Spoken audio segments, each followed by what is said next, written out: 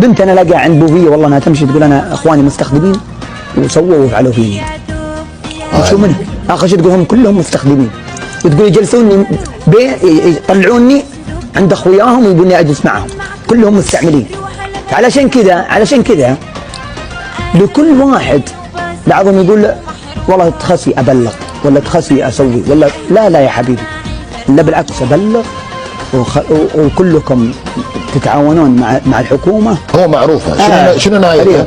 يعني مثلا حتى على الشخص، اذا انت شخص تحبه مدمن ترى معروف الادمان نهايته شيئين، يا السجن يا الموت. فانت والله العظيم بلغ احسن لك. هذا هو والله. السلام عليكم. في واحد عندي اعرفه ما ينام.